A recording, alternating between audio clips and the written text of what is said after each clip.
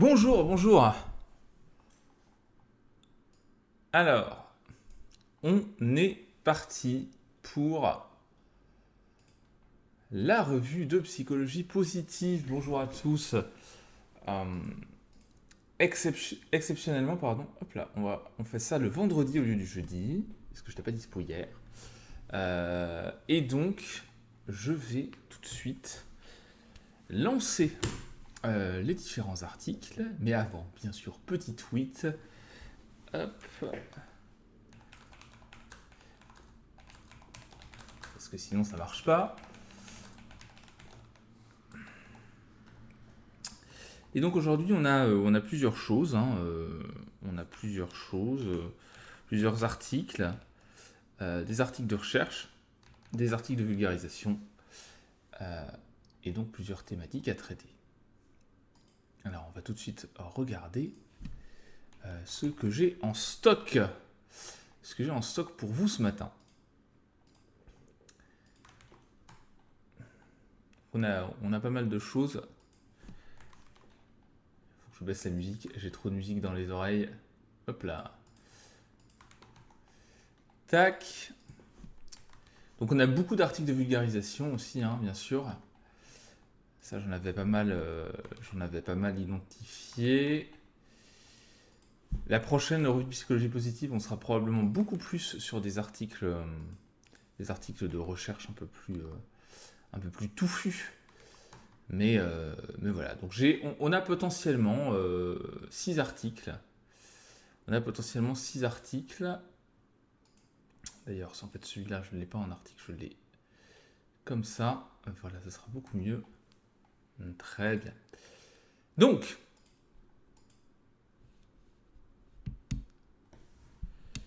on va commencer par un article de recherche, puisque c'est toujours le truc le plus long à faire.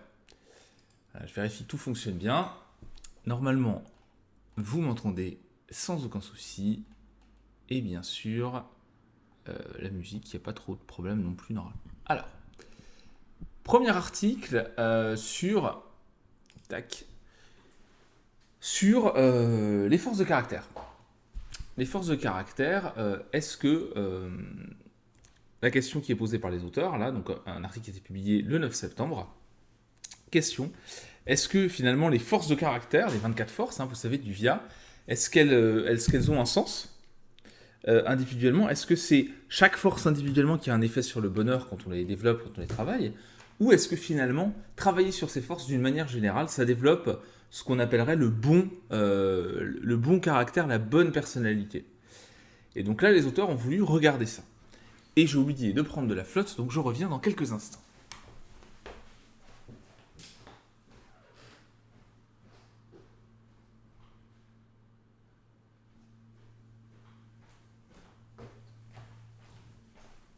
Parce que bon, je parle, mais si j'ai rien à boire, ça va pas le faire.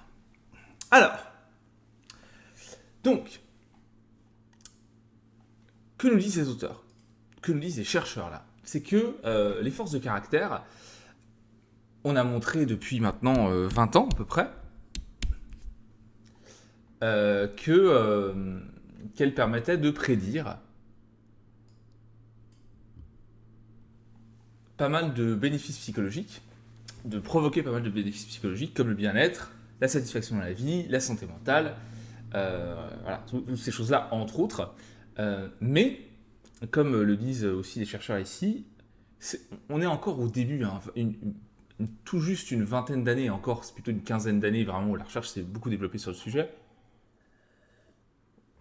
C'est il y a 20 ans que le concept a été posé, je ne sais plus, l'ouvrage de Seligman et Peterson, je pense qu'il date de 2002 ou un truc comme ça. Et puis après, il y a eu de la recherche beaucoup dessus à partir des années 2005-2010, donc c'est encore assez récent. Et on a des limites, bien sûr, de recul. C'est assez récent par rapport à un champ de recherche. C'est 15 ans, c'est rien, en fait.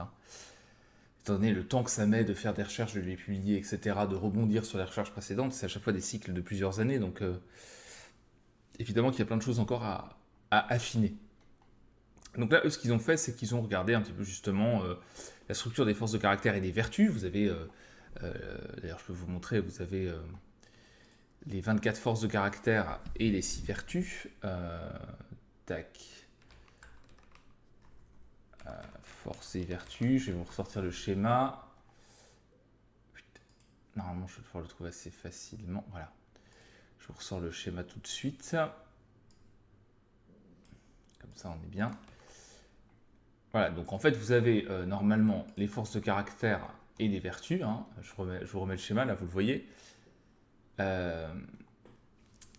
Et donc, vous avez les 6 vertus ici et les 24 forces de caractère qui sont indiquées ici. Donc ça, normalement, eux, ils ont voulu voir si c'était chacune qui avait un effet sur le bien-être, la santé mentale, etc. Donc ils ont pris plusieurs échantillons. Bon, je passe sur les choses méthodologiques, mais ils ont pris quand même pas mal de gens pour étudier le lien entre ces deux aspects, entre donc les forces de caractère et les conséquences positives qu'il y avait à les exercer, à les développer.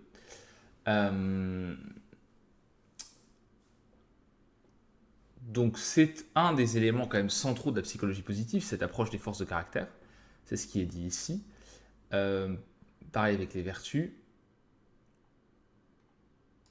Et hop, attendez, je vais juste changer un peu la musique pour mettre quelque chose d'un peu plus chill là. Voilà. Et donc,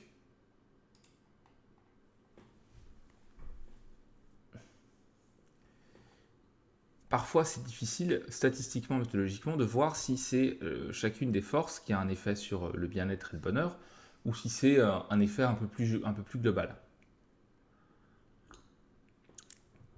Certains ont d'ailleurs proposé que le modèle des forces soit un modèle, ils ont proposé que ce soit vu comme un modèle bifactoriel. Qu'est-ce que ça veut dire? Ça veut dire que on aurait un facteur général, pardon, de la bonne personnalité, alors bon caractère en français, c'est une traduction qui fonctionne, mais voilà. Mais en gros, on aurait dans le modèle qui propose un modèle bifactoriel, c'est-à-dire que vous avez un effet global du fait de cultiver des points positifs de sa personnalité, donc de cultiver les forces de caractère, une dimension un peu monolithique si vous voulez, et puis à côté de ça, on aurait donc le facteur général, et puis à côté de ça, on aurait les facteurs particuliers qui sont les 24 forces, qui chacune peuvent avoir un effet variable sur telle ou telle dimension. Voilà. Donc ça, c'est un modèle qui est défendu par certains auteurs et que eux ils reprennent à leur compte ici et qu'ils essayent d'explorer et d'affirmer, enfin en tout cas de confirmer avec cette étude.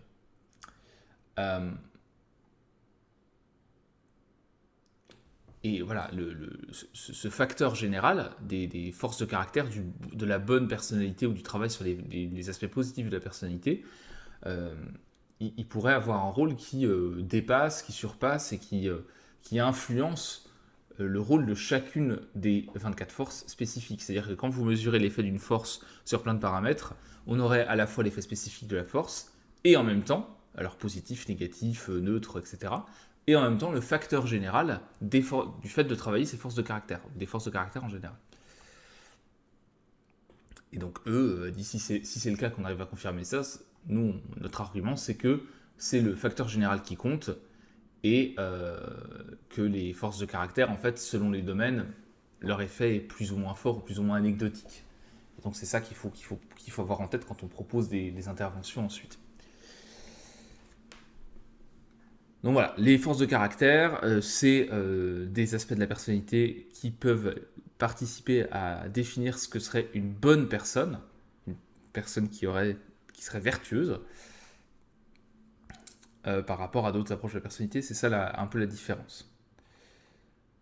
Donc depuis que les forces de caractère existent, on a des conséquences positives qui ont pu être mesurées, qui ont pu être étudiées.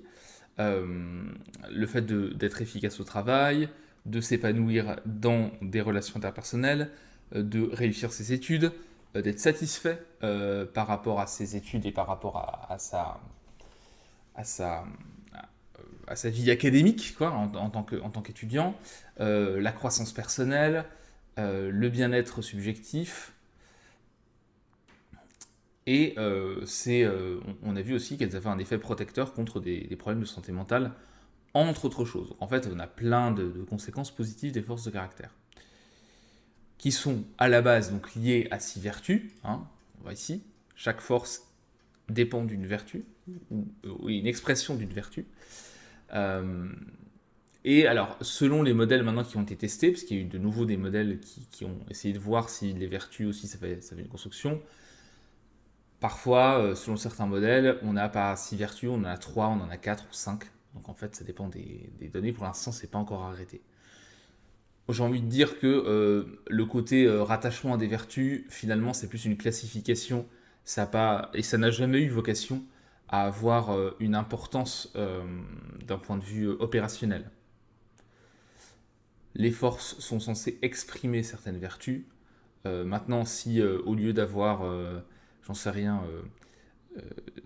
si sagesse et humanité, par exemple, finalement, on se rend compte que c'est un seul facteur, bon, bah, vous avez qu'une seule vertu ici, au lieu d'en avoir deux, ça ne change pas le problème par rapport aux forces. Et c'est pas quelque chose sur lequel on travaille, en fait. Quand on travaille sur les forces, on ne travaille pas directement sur les vertus. Ça n'aurait pas de sens et ça n'a jamais, dans le concept des forces, même dans l'élaboration de cette grille de lecture, etc., ça n'a jamais eu vertu, ça n'a jamais eu on n'a jamais eu pour objectif de travailler directement sur des vertus, ça n'aurait pas de sens. Donc voilà, donc ça c'est pas un souci. Alors, en fait, en 2015 a émergé pour la première fois cette idée de modèle de facteur général des forces de caractère. Indépendamment des forces, un facteur général. Donc McGrath qui a travaillé justement pour l'Institut VIA, hein, qui porte les et qui diffuse gratuitement les tests des forces et voilà, qui rassemble des chercheurs aussi sur ce sujet-là. McGrath a fait une étude pas mal statistique justement pour expliquer ça. Et en 2017, alors je ne sais pas comment on prononce, et ses collaborateurs ont directement testé la viabilité du facteur général en ayant accès aussi pareil aux bases de données de VIA. Donc vous voyez, c'est pas le but de VIA, hein, c'est vraiment de faire progresser la recherche sur ce sujet-là. Donc il n'y a pas de souci. 447 000 personnes. Avec, alors, et donc ce qui a permis aussi de réduire, de faire les nouvelles versions du test plus réduites, ça. Voilà. Et ils ont trouvé qu'un modèle bifactoriel, ça décrivait mieux les données que des modèles alternatifs. C'est-à-dire que ça permettait mieux d'expliquer comment les données étaient construites. C'est-à-dire que quand vous prenez tous les tests, vous passez ça à la moulinette de tests statistiques, de modèles mathématiques, etc. Pour expliquer comment les données sont structurées, si on prend pas les différentes, enfin si on se dit bon les forces on s'en fiche, etc. On regarde juste avec un modèle mathématique. Et bien en fait vous avez une meilleure explication de comment les données s'articulent et se répartissent en se disant on a un facteur général et puis on a les 24 forces autour. Et donc un facteur spécifique, si vous voulez, un facteur général des forces de caractère. Et c'est ce qui explique le mieux le modèle. Mais ça, c'était au niveau du modèle. Et on ne s'était pas posé la question de dire, bah, ok, maintenant on va tester, voir si le facteur général a un impact propre. Et qu'en fait, ce n'est pas spécifique aux 24 forces. Il y a le facteur spécifique, les 24 forces, et on a le facteur général, le fait de bosser les forces en général. Donc c'est ce qu'ils expliquent ici. Hein. Donc le facteur général aurait un facteur prédictif sur les effets positifs des forces pour permettre de distinguer un effet spécifique d'un facteur général. Bon, voilà, enfin, assez clair là-dessus. Alors, hop, je passe sur le matériel, les méthodes, les analyses qui ont été faites. Voilà, vous voyez les modèles par rapport aux forces, etc. Toujours la phase statistique, je vous épargne ça, et je me l'épargne aussi en même temps. Une deuxième fois. Donc, qu'est-ce qu'on en tire de cette étude? Qu'est-ce que ça permet de voir au final? Parce que c'est ça qui nous intéresse. Donc, les forces de caractère, composante essentielle du bien-être et du développement personnel au sens de se développer et d'apprendre des choses et de se développer en tant qu'individu. Mais la question donc c'était est-ce que la créativité, la curiosité, l'appréciation de la beauté, l'amour ou d'autres forces ont un effet spécifique et si oui pourquoi ou pas du tout. Alors leur étude, donc là, elle suggère que les forces de caractère ont toutes quelque chose en commun, comme qui serait en fait un facteur positif général, une composante positive générale.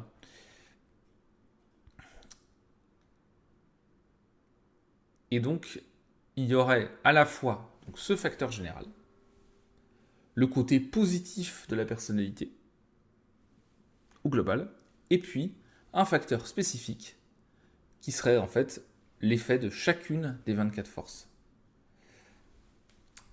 Et donc le facteur général, il a un effet sur les résultats, hein, enfin les conséquences positives des forces, qu'on mesure dans les études sur les forces à chaque fois. En fait, le facteur général aurait un impact direct là-dessus. Alors que des forces spécifiques, la plupart du temps, n'avaient pas cet impact. Si vous prenez au hasard, vous travaillez votre équité, je ne sais plus dans l'étude, voilà, mais si vous travaillez, disons, on va prendre un truc où je suis sûr qu'il n'y a pas d'effet spécifique. Par exemple, ouais, l'équité. Je pense que l'équité ou le leadership, c'est pas parce que vous travaillez l'équité ou le leadership que vous allez être forcément mieux dans votre vie, plus heureux. Par contre, en travaillant les forces de caractère en général, et dont peut-être le leadership et l'équité, parce que vous avez vos 5 forces de caractère les plus représentatives de votre personnalité, vous allez travailler ces 5 forces, et le fait de travailler en général vos 5 forces va avoir un effet positif. Le fait de travailler par contre isolément chacune d'entre elles, peut-être pas, voire pas du tout. En tout cas pas sur le bonheur et l'épanouissement. Mais c'est le fait d'avoir travaillé cette force parmi d'autres, et donc d'avoir travaillé les forces en général, qui va avoir un effet. Voilà, il faut un peu avoir cette dichotomie en tête. Et donc voilà, les particularités de chaque force de caractère ne semblaient pas avoir un impact si important que ça, au moins en tout cas pour les choses qu'ils ont mesurées. C'est-à-dire la satisfaction dans la vie, notamment. En même temps, pour avoir un impact sur un facteur général qui est la satisfaction dans la vie, qui est une mesure très générale du bonheur, il est assez logique, finalement, que ça soit le fait de travailler en général sur ces forces qui a un impact, et pas sur une force particulière. Quand on prend des grands groupes, évidemment. Donc, le facteur général est très associé à la satisfaction dans la vie et à la protection contre des troubles psychologiques, détresse, santé mentale, etc. Et quand ils ont pris, donc, quand ils ont enlevé ce facteur général, ils ont dit, ok, le facteur général, il a un impact sur la satisfaction dans la vie et la protection contre des effets négatifs.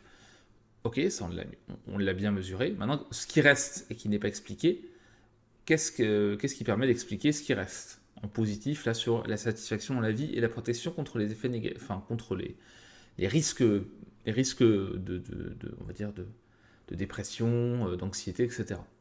Eh bien, il y a juste l'enthousiasme, la gratitude et l'espoir qui étaient, en tout cas dans leur étude, qui étaient liés positivement à la satisfaction dans la vie. J'ai du mal à dire satisfaction ce matin, je galère un peu. Donc on a dit quoi? On a dit l'enthousiasme, la gratitude et l'espoir. Donc l'enthousiasme, normalement on est sur la transcendance. Et l'enthousiasme, c'est oui, ça voilà, l'enthousiasme, la gratitude et qu'est-ce que je vous ai dit d'autre? L'espoir. L'enthousiasme, la gratitude et l'espoir qui est normalement. Alors, l'espoir, l'optimisme. Je suis con. Optimisme, l'espoir, c'est la même chose. Donc en fait, on a ces trois forces-là. Vous voyez là, optimisme, gratitude et enthousiasme, qui sont spécifiquement liés à la satisfaction dans la vie et à la protection contre des problèmes de santé mentale dans leur étude. Alors, il y a aussi dans d'autres études où ça a été spécifiquement étudié, on avait aussi des éléments par rapport à la gratitude, par rapport à l'amour. Donc, voilà. Mais en tout cas, on voit que c'est quand même intéressant de faire cette dichotomie.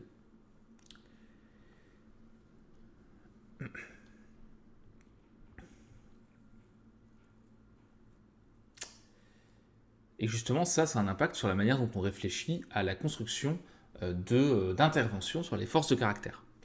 Donc moi, quand je vous parle de travailler les forces de caractère dans le guide des forces, par exemple, eh bien justement, tous les outils qu'on développe, on peut se dire, ok, maintenant qu'on sait ça, est-ce qu'il y a des nouveaux outils qu'on peut développer? Est-ce qu'on peut un peu tuner les outils qui existent pour prendre ça en compte?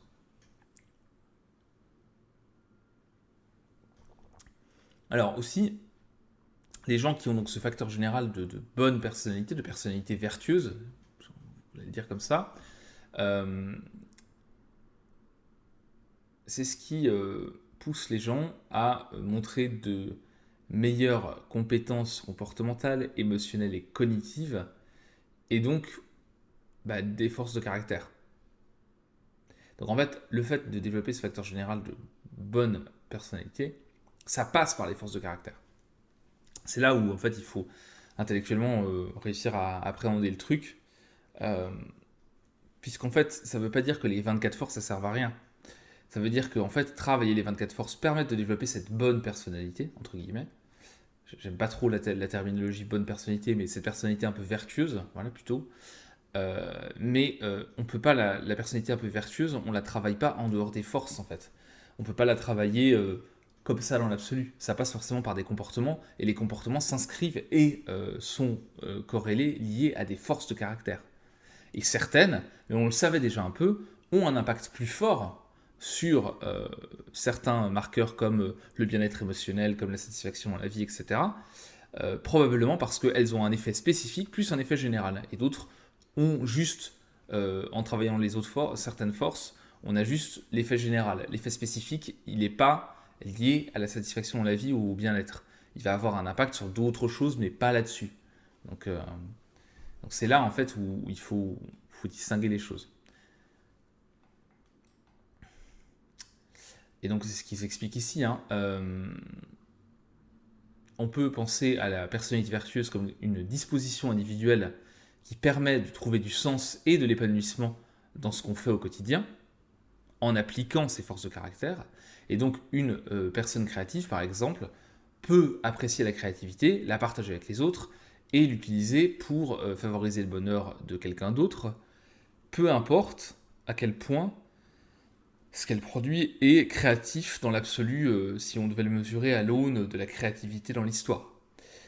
C'est la manière dont la personne va utiliser sa créativité, et non pas à quel point elle est ultra bonne dans la créativité, qui fait que la créativité est une partie importante d'une personnalité vertueuse.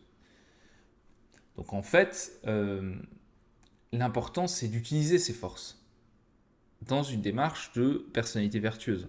C'est pas d'utiliser ses forces pour utiliser ses forces et que en fait ça aura un effet hyper couloir propre, etc.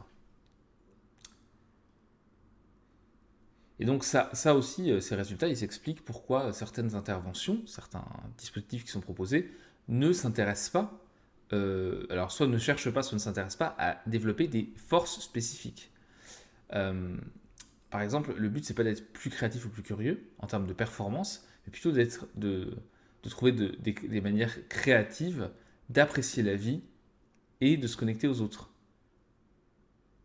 Donc en fait, quand vous dites, moi j'ai dans mes forces de caractère, dans mon top 5, j'ai la créativité dans le top 5.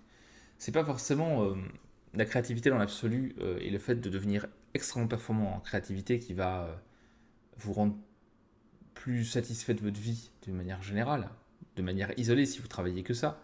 Parce qu'il y a tellement d'autres facteurs qui influencent. Voilà. Par contre, si vous travaillez cette force parmi les autres, eh bien, vous allez avoir un effet général qui va se mettre en place. Et peut-être que ça va vous pousser aussi à utiliser votre créativité d'une manière positive.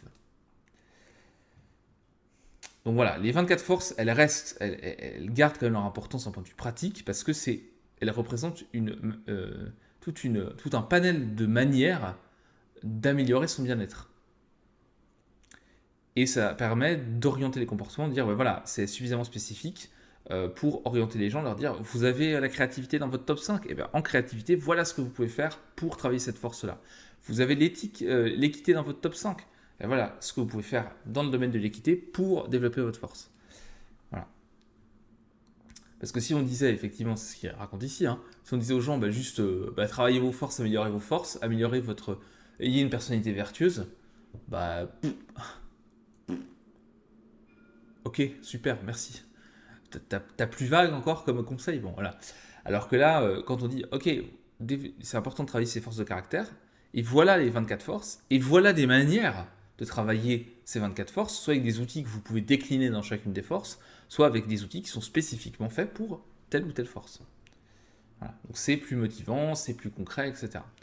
Donc finalement, qu'est-ce qu'il faut retenir de cet article de recherche sur la structure même des forces de caractère, hein, je reviens au schéma. C'est que, bon, les vertus, c'est plus un découpage, on va dire, conceptuel, mais après, qu'il y en ait 6, qu'il y en ait 5, qu'il y en ait 4, finalement, ça, c'est pas arrêté, mais on sait pas trop. Probablement que c'est pas tout à fait ça. Mais ça permet de classer, c'est une nomenclature. Les vertus, là, au centre, c'est une nomenclature. Bon. Par contre, les 24 forces, vous avez un effet, en fait, global du travail sur les forces de caractère, et puis après, sur chaque force, vous allez avoir des effets spécifiques qui peuvent être dans plein de domaines différents, qui ne sont pas forcément le bien-être.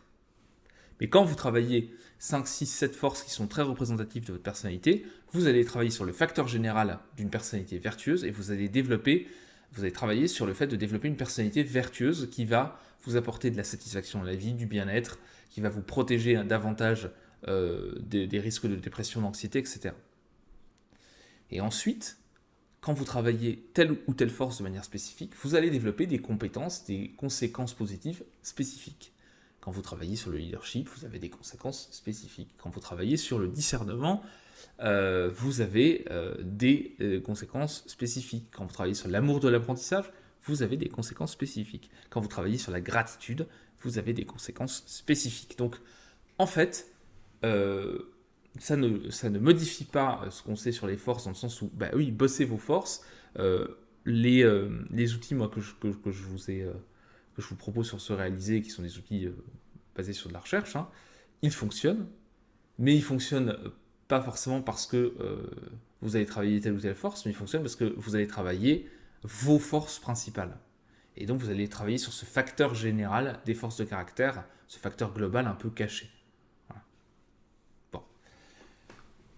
Intéressant en tout cas, on voit que la recherche avance, et c'est ce que j'aime aussi moi dans cette approche des forces par rapport à l'approche de Gallup, donc du Clifton Strengths, c'est que c'est transparent. On a de la recherche, c'est ouvert, on connaît la structure du test, on connaît les modèles statistiques, mathématiques derrière, on peut les tester, on peut améliorer les choses au fur et à mesure. Et c'est ça qui est hyper intéressant avec ce modèle, c'est qu'il est transparent d'un point de vue scientifique.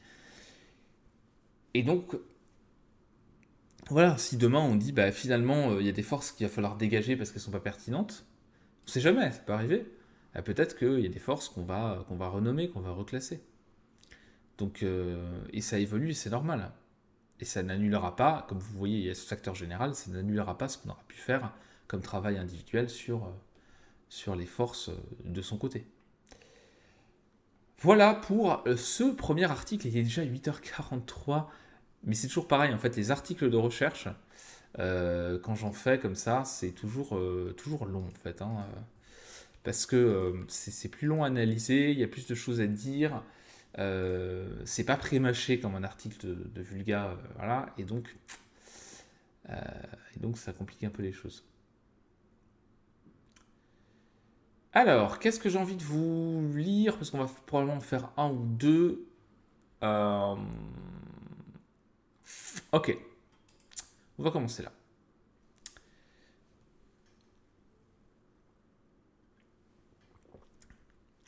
Titre un peu clickbait. Est-ce que vous vous appuyez, est-ce que vous tirez profit de ce super outil de bien-être au travail?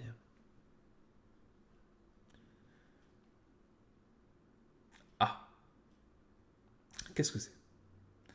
La recherche montre, donc c'est une docteure en psycho, mais vous allez voir, c'est basé sur des articles évidemment. La recherche montre que ceux qui font état de plus d'épanouissement au travail pratiquent souvent l'autocompassion. Eh oui, l'outil, c'est l'autocompassion. Euh, les menaces à notre moi, avec un grand M, peuvent provoquer des réponses de défense dans le cerveau, donc défense comportementale, hein, des comportements de défense. Et ceux qui pratiquent l'autocompassion sont plus susceptibles de mettre de côté l'autocritique, l'auto-jugement et évite la suridentification. On va voir ce que ça veut dire tout ça. Donc pourquoi est-ce que certains au travail, dans des conditions équivalentes, ont un meilleur bien-être que nous? Alors, est-ce qu'ils sont plus résistants, etc. Bon, après, il y a des différences de personnalité, il y a des différences, chaque poste peut être différent, etc. Mais bon, vie personnelle est différente. Une nouvelle recherche a rassemblé 1000 Australiens, 1000 travailleurs australiens, de manière aléatoire, et ont trouvé que la plus grande différence entre ceux qui étaient bien épanouis au travail et ceux qui étaient moins épanouis, moins bien au travail, venait de la pratique de l'autocompassion. Alors l'article en question, qu'est-ce que c'est? C'est cet article-là, qui va s'afficher sous vos yeux, ébahis dans quelques instants. Ça va être 3 plombs à charger. Voilà. Donc c'est un travail de recherche d'un institut privé. Hein. Voilà. Donc sur le bien-être, un institut privé de sondage de recherche, etc. Voilà. Un peu comme Gallup, si vous voulez. Et donc, qu'est-ce qu'ils ont trouvé le labo de bien-être, le Wellbeing Lab, c'est que l'autocompassion nous aide à construire les croyances et les compétences dont on a besoin pour prendre soin de nous-mêmes de manière efficace et sûre au travail. Et nous aide aussi à développer des compétences et des croyances qui nous permettent aussi de travailler avec les autres de manière saine et équilibrée. Donc là, il y a en fait ici d'autres travaux aussi, je ne vais pas tout vous mettre, mais voilà, là on retrouve d'autres travaux liés à cette étude-là. Donc, en fait, on peut vite avoir des distorsions d'auto-évaluation, être très très très critique envers soi-même, et se dire, ah mon Dieu, t'as pas fait ça à temps, t'es qu'une merde, ça va pas du tout, tu fais mal ton taf, se le dire soi-même. Hein. On n'a pas toujours besoin d'un manager toxique pour se dire ça. Et on peut développer comme ça des complexes, se dire qu'on n'est pas assez bon, et le syndrome de l'imposteur, etc. Hein. Mais quand on pratique l'autocompassion, ce qui se passe, c'est-à-dire qu'en fait, quand on est compatissant envers soi-même, ça ne veut pas dire être complaisant. Hein. L'autocompassion, c'est dire, bon ben voilà, j'ai fait une connerie, ben ça arrive, ok, j'ai fait une connerie, qu'est-ce que je fais? J'en apprends quelque chose, et c'est pas grave en fait. Alors, ça tout dépend de la connerie, bien sûr, mais on parle là de petites erreurs, ou de même le fait des fois d'arriver fatigué au travail, certains culpabilisent énormément. Le fait d'avoir de la compassion, c'est dire, oh, attends, ça arrive, je suis un peu fatigué, je compenserai un autre jour, c'est pas grave. Tu vois. Donc en fait, qu'est-ce qui se passe quand on pratique l'autocompassion? On met de côté le jugement de soi. Donc au lieu de se focaliser sur ce qui va pas bien, sur ce qu'on a raté, etc., et on se dit plutôt, bah, on reconnaît que tout se passe pas comme on le souhaiterait, et on se dit, ok, pourquoi ça s'est pas passé comme on souhaitait, et on essaye, enfin on continue d'essayer à améliorer les choses. En fait, il y a une attitude de constat des faits, ça se passe pas comme je veux, soit c'est la conclusion c'est je suis une merde, si je caricature, soit la conclusion c'est ok, c'est pas passé comme je. En même temps, je contrôle pas tout, je contrôle certaines choses mais pas tout, et justement, comment est-ce que je fais pour améliorer les choses la prochaine fois? Qu'est-ce que je peux contrôler justement? Qu'est-ce que j'aurais pu faire autrement? Voilà. Et c'est pas je me passe pas du temps à me critiquer, à me flageller quoi. L'autre chose qui caractérise les gens qui font de l'autocompassion, c'est le fait de rejeter l'isolement. Donc c'est-à-dire, en gros, demander de l'aide. Bah, ça, j'arrive pas, ça, je sais pas faire, eh ben, je vais demander de l'aide, en fait. Et j'accepte de pas tout savoir, de pas pouvoir tout faire dans mon coin tout seul. Quand je sais pas, je demande, en fait. Et ça aide aussi à construire des relations de travail et à développer des compétences et à bien vivre son travail, en fait. Et troisième point, c'est résister à l'hyper-identification ou la suridentification.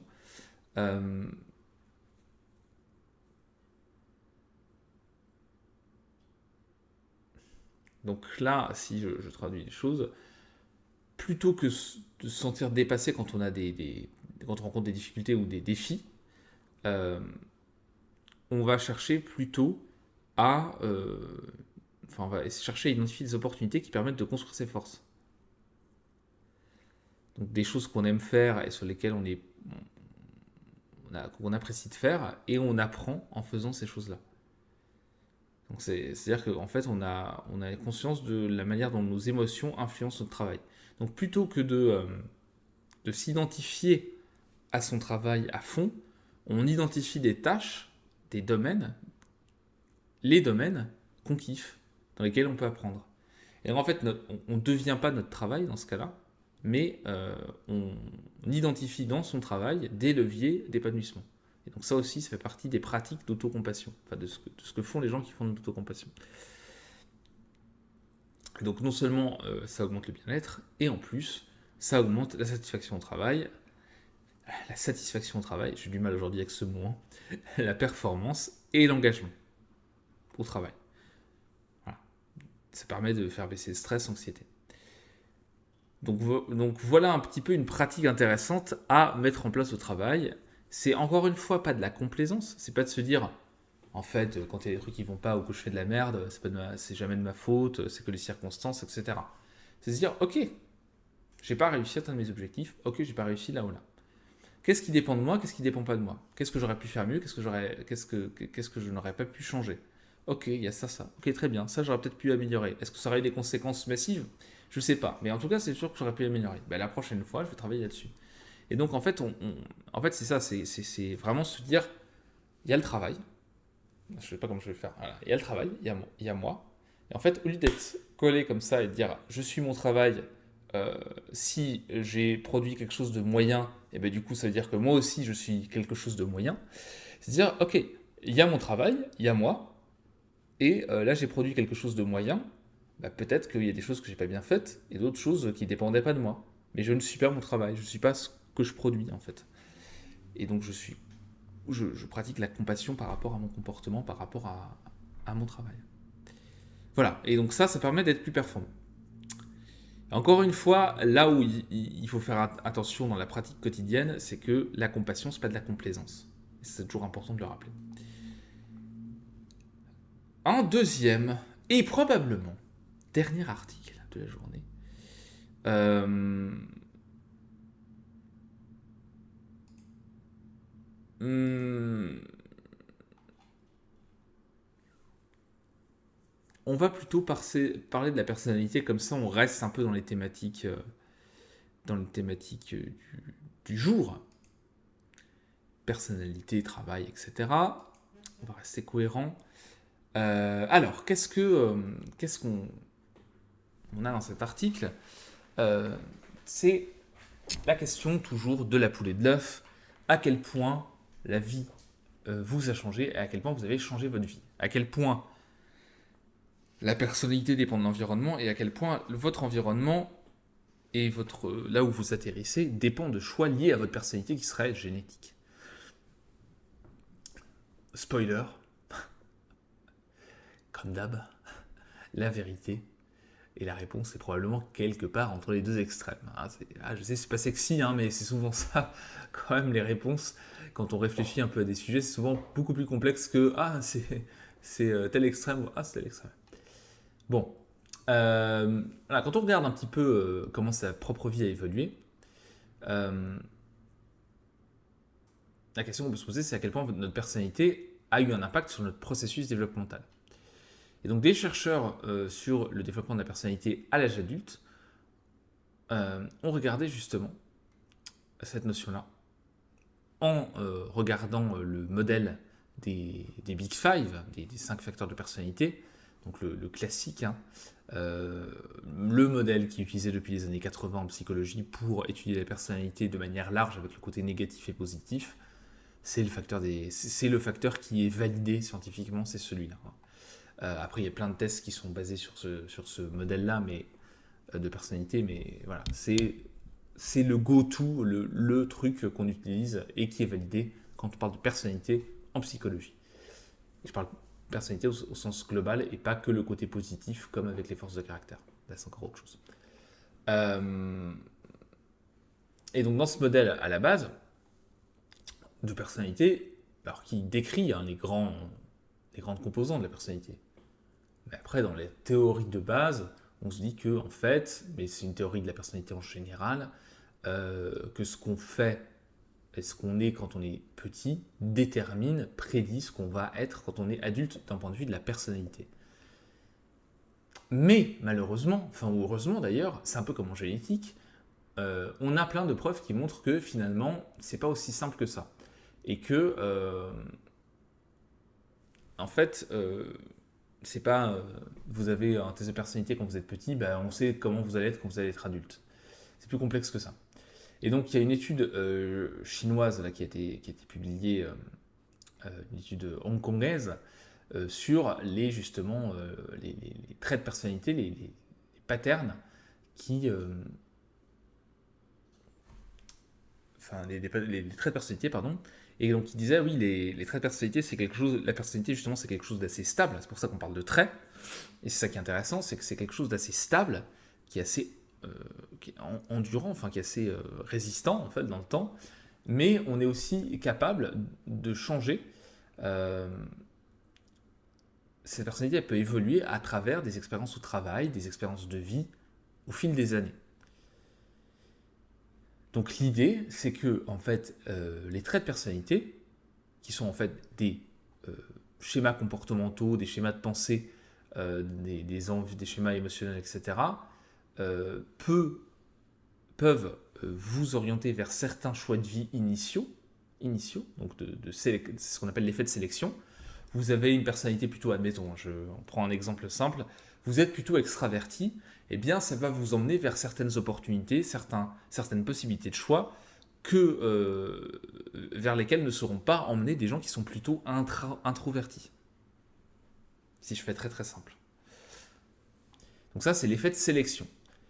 Et une fois que ces choix commencent à avoir des conséquences et qu'ils ont des conséquences à long terme, par exemple, vous choisissez un secteur d'activité, un travail, etc., du coup, vous le vivez au quotidien pendant des années, ce domaine d'activité, ça va finir par avoir des effets sur votre personnalité, ce qu'on appelle l'effet de socialisation. Donc là, il parle du neuroticisme, la tendance à se sentir triste et à s'inquiéter.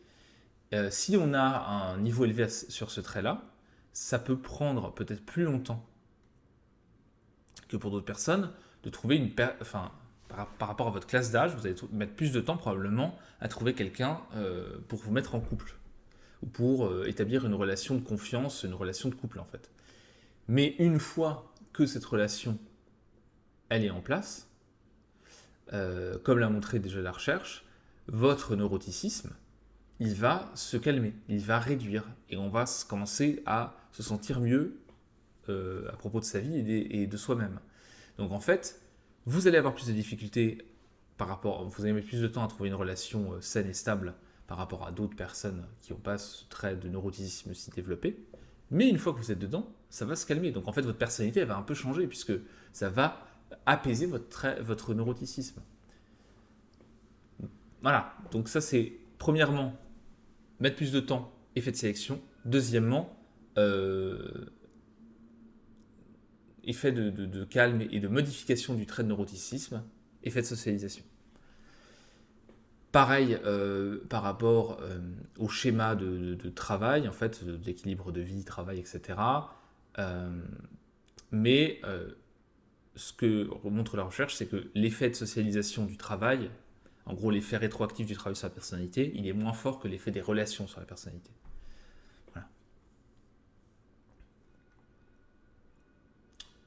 Voilà, donc ça c'est un peu les effets de base. Donc qu'est-ce qu'ils ont fait ces chercheurs-là? Ils ont dit bon on va suivre des gens, donc une étude longitudinale, c'est-à-dire qu'on les suit dans le temps, et on va leur faire des tests de personnalité réguliers, et on va voir à quel point ça évolue ou pas. Ils se sont basés sur un dataset de quasiment 4000 et quelques adultes, et donc ils les ont suivis sur le premier, en gros le premier échantillon de 3000 personnes sur 10 ans et les autres sur 4 ans, les 1000 autres.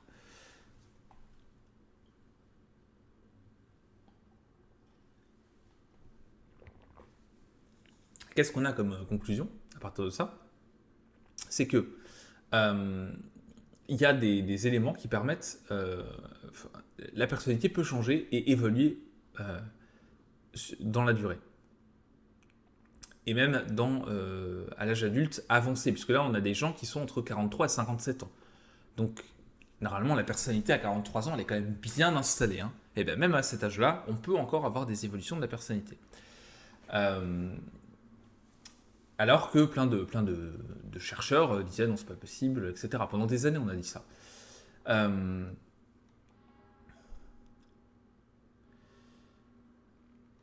Et donc, ce qu'ils ont montré aussi par rapport au travail, ces auteurs-là, c'est que les personnes ne finissaient pas juste, ne s'atterrissaient pas juste dans un boulot basé sur leur personnalité et puis après restaient dedans, mais qu'il y avait une causalité inverse, c'est-à-dire que les expériences de travail à la maison, en fait, en famille, peuvent, peuvent permettre de développer une adaptation de la personnalité. C'est-à-dire que on va choisir un job en partie basé sur sa personnalité, mais pas que. Ensuite, ce job va avoir un impact sur notre personnalité. Et du coup, en fait, on a des boucles comme ça de rétroaction et d'interaction entre la personnalité et nos choix de vie, finalement. Euh, En tout cas, donc, aussi autre chose par rapport aux 5 traits, la personnalité, au moins dans 2 domaines, l'extraversion et le neuroticisme. Donc l'extraversion, introversion, c'est facile. Le neuroticisme, on en a parlé juste avant. Euh, sont réactives et changent avec les expériences de vie. Pourquoi ces 2 traits? Parce que c'est les 2 traits qu'ils ont étudiés, en fait, un peu plus particulièrement, mais ils ont fait les 5, mais là, en tout cas, ils ont mesuré dans cette première étude d'ampleur. Ça, il faudra aller un peu plus loin pour reproduire, etc. Mais bon. Et ça peut changer ces traits de personnalité bien après ce qui est en général considéré comme la fin du développement psychologique de la personnalité, c'est-à-dire dans la vingtaine. Quoi. Donc, il n'y a pas de raison d'abandonner les choses et de se dire que bon, bah, c'est foutu, c'est fini, et qu'on ne peut pas s'adapter. Par exemple, si vous êtes très introverti, pas se dire, bon, bah, voilà, c'est fini, de toute façon, je suis très introverti, c'est ma personnalité. Qu'est-ce que je peux pas faire autrement? Non, en fait, on peut changer un peu les choses. Puisqu'on peut en fait transformer les choses avec des expériences finalement, des expériences au travail, dans les relations, etc. Donc toutes les sphères de notre vie influencent notre personnalité et inversement. Peu importe notre âge. Et on avait déjà des choses, notamment par rapport à des événements traumatiques. On sait que, par exemple, on a des études qui montrent que les survivants de cancer peuvent avoir des changements de comportement et de personnalité assez forts. Des deuils, enfin des pertes de personnes très très proches peuvent aussi provoquer ce genre de choses-là. Donc en fait, sur des événements entre guillemets, enfin c'est pas entre guillemets d'ailleurs, des événements traumatiques, ce qu'on appellerait traumatiques d'un point de vue psychologique, c'est-à-dire qui vraiment créent un choc psychologique, ça peut avoir un impact sur la personnalité, même à l'âge adulte, on le savait, voilà, ça peut faire vraiment des choses importantes. Et évidemment sur la santé mentale et tout. Mais là, on voit que, en fait, c'est pas si simple que ça. La personnalité, oui, elle est stable, mais elle peut évoluer. Et donc ça, c'est intéressant parce que ça ouvre des perspectives, ça ouvre des possibilités, ça ouvre du positif, en fait, finalement, pour se dire que c'est jamais foutu, qu'il faut aller 43, 57 ans, c'est jamais foutu, on peut toujours travailler là-dessus. Et là, on a quelque chose qui nous montre directement ça. Voilà. Alors évidemment, études à reproduire, à retester avec d'autres chercheurs, avec d'autres échantillons. Voilà, je vous remets l'étude ici. Hein. Bien sûr, hein, il ne faut jamais. C'est une étude de 2023, c'est récent, c'est une étude hongkongaise, donc avec un culturellement situé aussi. Bon, mais il n'empêche que ça nous dit ça sur la personnalité. Donc, si vous voulez évoluer d'un point de vue de la personnalité, vous pouvez évoluer d'un point de vue de la personnalité. Vous n'allez pas devenir l'exact opposé de ce que vous étiez plus jeune, mais vous pouvez devenir quelque chose de différent. Et ça, c'est plutôt, je trouve, positif. Voilà. Mais ça ne veut pas dire que les tests de personnalité ne sont pas stables et qu'on ne va pas continuer à se dire que c'est des traits stables. Très stable, c'est un trait qui ne change pas d'une semaine à l'autre. Après, sur plusieurs mois, plusieurs années, qu'il évolue petit à petit, c'est pas déconnant. par rapport à la construction des tests. Mais quand vous faites des tests, genre le CSPF ou le MBTI, et que d'une passation à l'autre à 15 jours d'intervalle, ça change complètement votre, votre profil de personnalité, ça veut dire que le test n'est pas fiable, hein, et que le modèle ne fonctionne pas. Voilà. Je le dis quand même pour la fin de la vidéo, parce que c'est important. La personnalité, elle peut évoluer, elle peut changer, mais elle ne change pas comme ça en 2 semaines. Hein. On ne passe pas de introverti extrême à extraverti extrême aussi, ultra à l'aise partout, qui ne peut pas rester seul, quoi. Bien, écoutez, voilà pour les articles de la matinée. J'ai quelques petits trucs à faire. Bon, évidemment, il faut que j'aille au travail, mais en plus, juste avant, il faut que je fasse 2-3 petits autres trucs. Donc, je ne vais pas m'attarder plus longuement.